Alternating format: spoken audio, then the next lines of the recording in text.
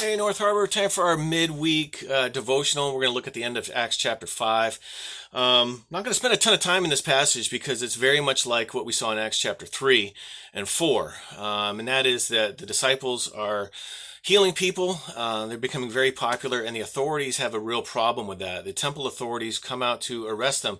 This time they throw them in jail overnight, and something unique happens. These instances begin to grow in scope and power, and just the miraculous here. In verse 17 of Acts chapter 5, after Peter is arrested and thrown into jail, it says the next. Well, after doing the healing, it says that the high priest got up and all who were with him, namely the group called the Sadducees. So again, the people are interrogating him, and they're very upset by his boldness and his willingness to keep on doing the preaching despite their threats. And it says they were filled with righteous indignation and seized the apostles and put them in the public jail. I love this next scene here. But an angel of the Lord came in the night, opened the prison doors, and brought them out. So this angel shows up. I don't know what this looks like. Luke doesn't describe what happened, but they're in jail. They're locked up because of the authorities, and an angel delivers them. It says, go ahead and take your stand in the temple. I love that. The angel directs them to go take your stand in the temple. And once again, we have the theme of the temple and the presence of God here. We've talked in the last few weeks about that.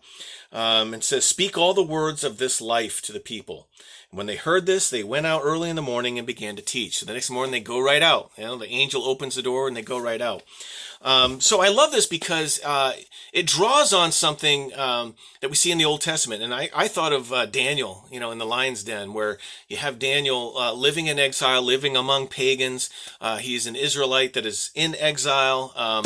And there's all these chances for him to give in and not live up to his faith, but he stands strong in his faith. And he doesn't worship idols and doesn't eat the food that they do. And there's all these threats posed against Daniel and his friends. And we have the fiery furnace and the lion's den and all that sort of thing. And God continually just shows up to deliver them. And I think this is a story that's like that. And perhaps Luke, again, understands his Hebrew Bible and knows of those stories and is showing that God still works that way. The difference is that the people putting him in jail are Jewish people who are religious leaders as opposed to a pagan empire. But they confer, they show up and they're like, the authorities like, where are they? What happened? And they were out and they're out preaching again, and there's no explanation about the angel. So they're sort of confused. But they have this conference together and they say, what are we going to do about this? What are we going to do about these guys? And there's this famous Jewish scholar that we see elsewhere listed in history, not just the Bible, that shows up and gives some advice. And I love it. As this, they're trying to figure out what to do with these disciples. And this guy answers, this famous rabbi answers, and he says, leave off from these men. This is my advice. Leave off from these men. Let them be. He's talking to Peter in the church. Leave them be. You see, if this plan or this work is of merely human origin, it will come to ruin. But if it's from God, well, you won't be able to stop them. You might even be found to be fighting against God. I love this. The guy, he's very smart, and he says, listen, if this is of God, we're not going to be able to stop it anyway.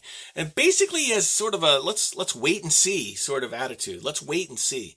And so my thought this week, as we get into the heart of summer and as we continue through the book of Acts, and as we're living in pandemic land and times with racial tension and just so many things going on in our nation, I just want to remind us that we have people out there that are saying, let's wait and see what happens. Let's see if this is of God. It might feel that as a Christian, you're all alone.